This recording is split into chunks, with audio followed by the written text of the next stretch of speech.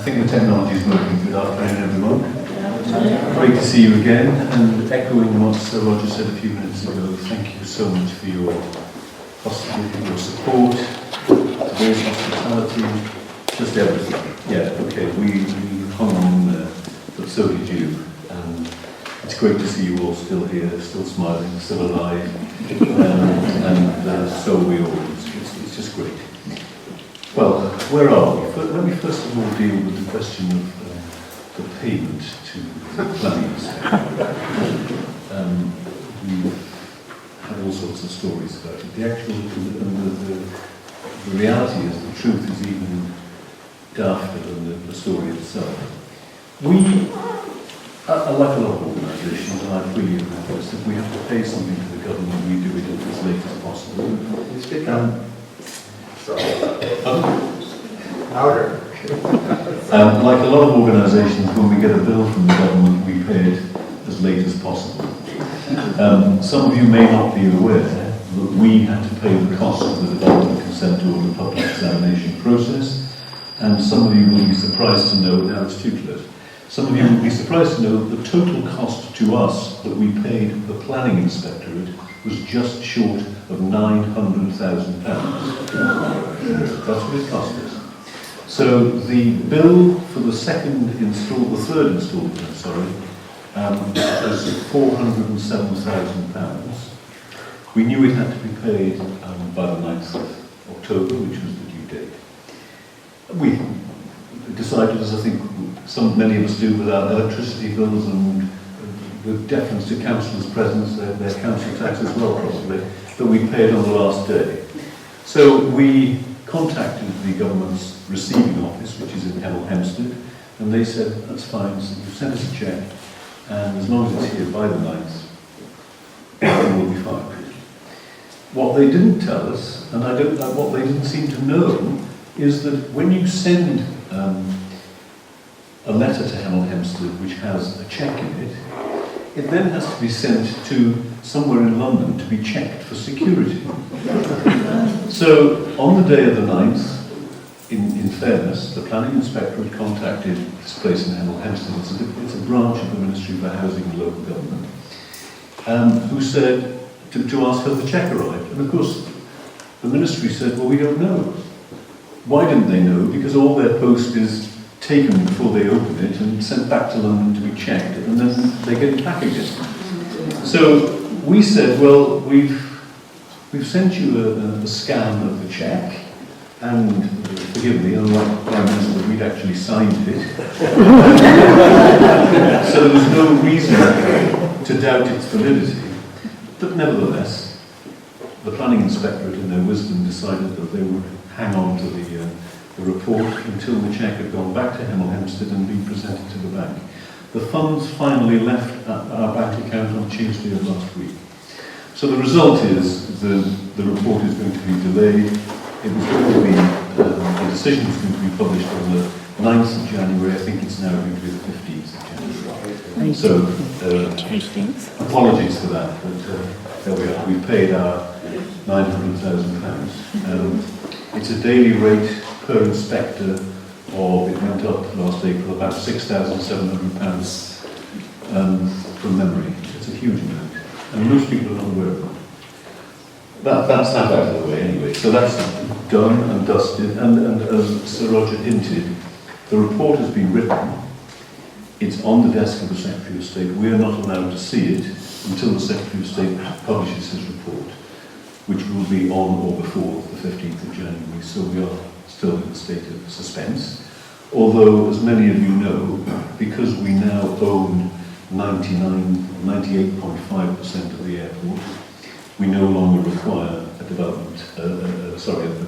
compulsory acquisition order. So that takes some of the more difficult decisions away from the Secretary of State. And as the airport is now going to be designated an airport in the emerging Thanet local plan, we think it's a reasonable assumption to say the development consent order as an airport will be granted. But, you know, we've still got to wait, which is frustrating. So what's happening in the interim? Well, let me first of all deal with Operation Brock, as it's now called. a lot of people have asked what's going on and what we've got to do with it. The position is this. The government, the Department for Transport, has a parking services agreement, a PSA as it's called, on the airfield, which runs until the 31st of December next year. It cannot be extended. We have told them it will not be extended. We have told them they can't have the site after that. And short of compulsorily expropriating it, which we advised in law they can't do, that's it. They've got to be gone by the end of December next year. There's a month winding down in January 2021, just in case that's needed, and when you see the amount of kit that's on the site at the moment, it will take that amount of time to do. We've good cooperation with civil servants who are doing a difficult job in uncertain circumstances. We've no complaints about that. Like you, we have absolutely no idea how this is going to work. We have no responsibility for it. Stonehill Park, the previous owners, have retained responsibility for that. And they're responsible for the marshalling and management of all the lorries when they reach Manston. Before that, it's the responsibility of Kent County Council and the police. All we can do is hope for the best. I've been on the site regularly, I've seen what they've done there. You know, there are more Portaloos there than there are at Hotfest. There are more emergency generators than there are in the whole country. But it has to be done. You know, there's a fully fitted canteen in the old passenger terminal. There are medical facilities there. You know, all sorts of stuff. But they're planning worst case scenario for 7,500 lorries there in one go, which equates to as many as 10,000 human beings on the site. It's a huge number. I mean, I don't know. All we can say on the positive side is the government's been very cooperative with us, in giving us access to all the surveys they've had done, all the reports they've had done. Some of the improvements to the site will benefit what we're doing. They've repaired the drainage, which was long overdue. They've done other bits and pieces of maintenance. Some of the hard standing they've put down probably will not be of any use to us, but we may be able to put it elsewhere on the airfield where we're trying to change levels to make the gradients of runways and taxiways more compliant, that kind of thing. We don't know. We're in almost daily touch with what's going on. You probably know that a mobilisation order, which sounds like the First World War, a mobilisation order was given last Thursday, so there'll be a contraflow on the M20 from tomorrow, and you know, for those of you who have the pleasure of living down here, there may be a certain amount of disruption to your travel. We don't know. But we are giving the government every cooperation we can, and it isn't interfering with what we want to do, which is, I think, the most important thing, because I think I said at the last meeting, and we firmed up on that now, we're now in October. We will take 14 months, which takes us to the end of December next year, to finalise all the plans, construction programme, contracts, engaging major contractors, all of that stuff. It'll take us to the end of next year anyway. And remember that once the DCO is published, we have to make sure that all the work is compliant. So there are all sorts of checks that will take place, all sorts of reporting that has to take place, all sorts of things that we have to do before we can actually start digging. And for those of you who watch these things, it is likely that there will be some archaeological work on the Northern Grass, perhaps even before Christmas, because it's never been done before. It's outside the scope of Operation Rock. We believe that there may be something underneath there, but no one knows. So, and it could be anything from Roman remains to Anglo-Saxon remains to the First and Second World War remains. So that will start. And then, other than that, what's happening behind the scenes is that there are new project teams working on different aspects of the development. Some of the consultants that we worked with before have fallen away because their work is finished, and new ones are coming on side. The other specific thing I wanted to mention was the question of the museums. Some of you will remember that we made a promise as part of the DCO that we would contribute to a relocation of both museums, and that we would contribute to and assist with the raising of funds to improve the quality of the facilities that are offered. That process has started. We've now taken on a consultancy who assisted in the design of the Capel-le-Fern Battle of Britain Museum, which was so well received. And two guys from that firm are coming down from Leicester on the 20th of November to present separately at this stage, both to the trustees of the Spitfire Museum and to the directors of the RAF Museum. We're not giving up on that. This is a really important part of the project. And we see a role for those two museums capable of rivaling what Turner Contemporary has done for Margate. A really high quality museum or museums of international renown that will put this part of East Kent very firmly on the map. That's basically where we are. There's one final thing I want to say which concerns the question of, which involves some history and some of the things that you guys will remember from last year. And this is, if I mention things like housing numbers and the District Council's local plan and reports to council meetings. Some of you will remember packed council meetings where administrations changed and there were political upheavals. Some of you will recall that in January of last year, the council meeting, then led by Mr. Wells, was presented with a report which basically said, because Manston is not viable because of the AVU report, and because we cannot find anywhere else to put the houses that Thanet needs to meet government requirements, we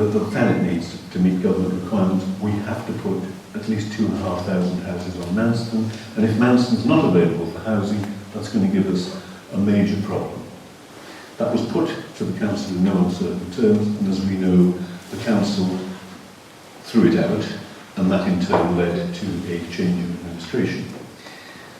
Some of you will remember then another dramatic night in Cecil Towers on the 19th of July last year, when the new administration presented another version of the same report, this time with two options.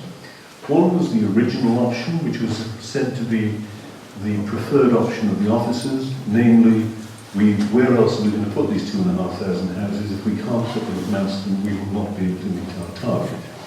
The second option, and it was the number 2 option, which was not favoured by the officers, was to leave Manston alone pending the DCO and see where else they could put the houses. Well, option 2 was voted through, but to this day, I don't understand why that report said so specifically that option 1 was the recommendation of the officers. And there were some members, in fairness, on the night who felt uncomfortable about voting against the recommendation of officers. Okay, scroll forward to May of this year. After a government intervention, a planning inspector is appointed to conduct the local plan inquiry. That planning inspector looked at the council's evidence and said, I want to know more. Where is the evidence of demand? I don't see any to support some of the decisions that have been made. So at his request, the council commissioned a new report, which was conducted by Arabs, which was published last week. And lo and behold, and I'm going to quote here, lo and behold, that report says, this paper updates the current housing land supply to 31st March 2019 and demonstrates that the council has a 5.77 year supply of housing. This is based on a revised stepped approach as set out in Table 2, redressing the shortfall of the last 3 years across the remaining years of the plan and applying a 20% buffer. In plain English, they don't need Manston for housing. They never needed Manston for housing. Why the hell did they tell the councillors that? We are really...